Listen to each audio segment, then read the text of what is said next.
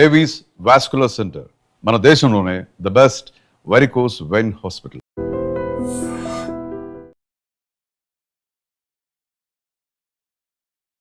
Welcome to iDream. ప్రేక్షకులందరికీ శ్రీ పరాభవనామ సంవత్సర ఉగాది శుభాకాంక్షలు.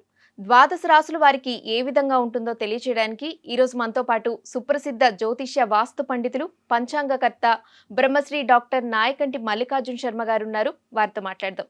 నమస్కారం గురుగారు. నమస్కారం అమ్మ. గురుగారు, శ్రీ పరాభవనామ సంవత్సరంలో కుంభరాశి వారికి ఏ విధంగా ఉండబోతోంది?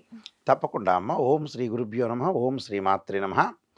కుంభరాశి వాళ్ళకి ప్రధానంగా 2 ఆదాయం ఉంటుంది, 8 ఖర్చుగా ఉంటుంది, అలానే 4 రాజ్య పూజ్యం, 2 అవమానంగా ఉంటుంది. అయితే ఈ కుంభరాశి వాళ్ళు వచ్చేటప్పటికల్లా ప్రత్యేకంగా ధనిష్ఠా నక్షత్రం 3, 4 పాదాల్లో జన్మించిన వాళ్ళు, అలానే శతభిష నక్షత్రం 1, 2, 3, 4 పాదాల్లో జన్మించిన వాళ్ళు, పూర్వభాద్ర నక్షత్రం 1, 2, 3 పాదాల్లో జన్మించిన వాళ్ళందరూ కూడా కుంభరాశి జాతకులు అవుతారు.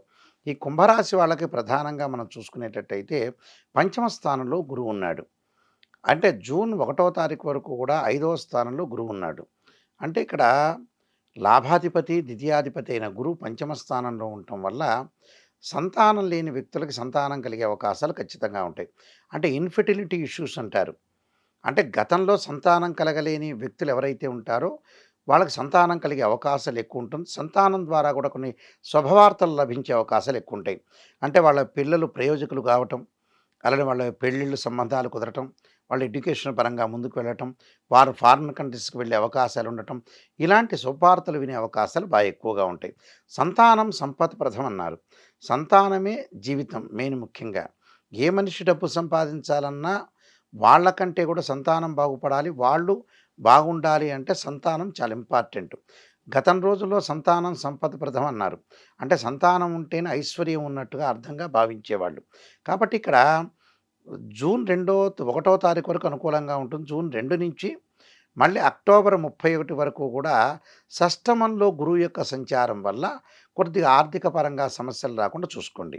మళ్ళీ అక్టోబర్ 31 నుంచి డిసెంబర్ 18 వరకు చాలా అనుకూలంగా ఉంటుంది. సప్తమంలో గురువు వస్తాడు కాబట్టి ఆర్థిక పరంగా ఆదాయం బాగా పెరిగిపోతుంది. అంటే ఉద్యోగ ప్రయత్నాలు సఫలీకృతం కావటం, అనుకున్న పనులన్నీ కూడా నెరవేరటం. అంటే కేవలం స్పెసిఫిక్ డేట్ ఏంటంటే జూన్ 2 టు అక్టోబర్ 31. ఈ టైంలో మాత్రం జాగ్రత్త ఉండండి. మిగతా టైంలో అంతా కూడా మీకు కలిసి వచ్చే కాలం అని చెప్పుకోవచ్చు. ఫైనాన్షియల్ పరంగా, వృత్తిపరంగా కానీ, వ్యాపార పరంగా కానీ, రాజకీయ నాయకులకు కానీ, సినిమా యాక్టర్లకు కానీ వీళ్ళందరికీ కూడా అనుకూలంగా ఉండే అవకాశం ఖచ్చితంగా ఉంటుంది. అలా శని మీనరాశిలో సంచారం చేస్తున్నారు. కుంభరాశి వాళ్ళకి ద్వితీయ స్థానంలో ఉంటాడు. జూలై 25 నుంచి జన్మంలోకి శని వస్తాడు కుంభరాశిలోకి. అంటే శని కుంభరాశిలోకి రావటం కాదు ఇక్కడ.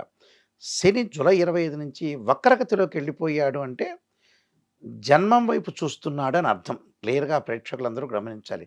వక్రగతి అంటే ఏంటంటే దాన్ని వెనక వైపు ఉంటాడు అని అర్థం. అంటే జన్మశనితోటి సమానమైన తత్వం వస్తుంది అని అర్థం. కాబట్టి ఆరోగ్యపరంగా, కుటుంబ పరంగా ఇబ్బందులు, బంధుమిత్రులతోటి కలహాలు లేకుండా చాలా జాగ్రత్తగా ఉండండి అని అర్థం. రాహు కూడా జన్మంలో ఉన్నాడు కాబట్టి వాహన ప్రమాదాలు జరగకుండా విదేశాలకు వెళ్ళటం కూడా కొంత ఆలస్యం జరుగుతుంది. కానీ విదేశాలకు వెళ్ళే అవకాశాలు లభించే అవకాశం ఖచ్చితంగా ఉంటుంది.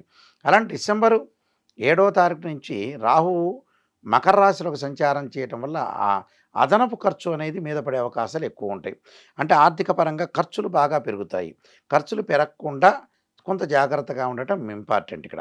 అలానే కేతు యొక్క బలాన్ని మనం చూసుకునేటట్టయితే కేతు సప్తమ స్థానంలో ఉంటాడు. డిసెంబర్ 6 వరకు కేతు సప్తమ స్థానంలో ఉండటం వల్ల భార్యాభర్తల మధ్యలో కానీ, కుటుంబ వ్యవహారాల్లో కానీ ప్రణాళికాబద్ధంగా రూపొందించుకోలేకపోవటం, చికాకులు, మానసికంగా వేదన గురి అయ్యే అవకాశాలు ఎక్కువ ఉంటాయి.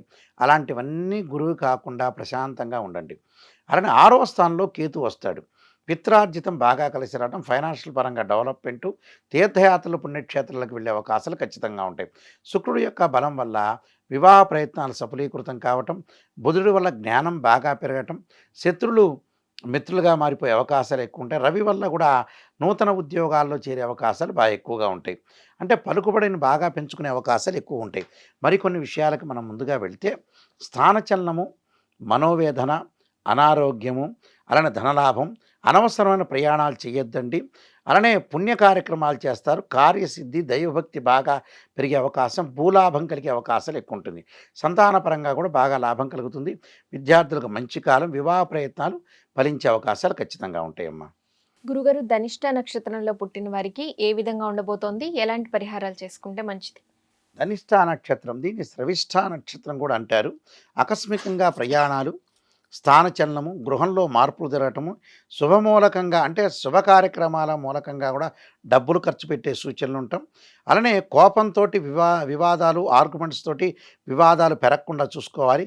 ఖచ్చితంగా సూర్య నమస్కారాలు చేయాలి, సూర్యుని యొక్క ఆరాధన చేయాలి, సూర్య హోమం చేయాలి. అలానే ఎరుపు వస్త్రాలని, గోధుమలను దానం చేయాలి, అరుణపారణం చేయాలి. ఆదిత్య హృదయాన్ని చదవటం వల్ల కూడా వీళ్ళకి మంచి సుఫలితాలు జరిగే అవకాశాలు ఖచ్చితంగా ఉంటాయమ్మా. గురుగారు, శతభిషం నక్షత్రంలో పుట్టిన వారికి ఏ విధంగా ఉండబోతోంది? ఎలాంటి పరిహారాలు చేసుకోవాలి? శతభిష నక్షత్రం వాళ్ళకి మానసికంగా ఆందోళన కలగకుండా చూసుకోవాలి. ప్రయాణాల్లో శ్రమ అధికంగా ఉంటుంది. కుటుంబ వ్యక్తుల యొక్క సహకారము, అలానే నూతన ప్రయత్నాలు, ఆకస్మికంగా ధనం ఖర్చు అయ్యే అవకాశాలు, పెద్దల యొక్క పరిచయం బాగా పెరిగే అవకాశాలు ఎక్కువ ఉంటుంది. వాళ్ళు ఖచ్చితంగా క్షేత్ర దర్శనం, దేవాలయం దర్శనం చేయటం ఒకటి, లక్ష్మీ నరసింహస్వామి యొక్క స్తోత్ర పాలనం చేయాలి, కులదేవతను ఆరాధన చేయాలి, మొక్కుబళ్ళు చెల్లించుకోవటం వల్ల కూడా వాళ్ళకి సుఫలితాలు జరిగే అవకాశం ఖచ్చితంగా ఉంటుందమ్మా.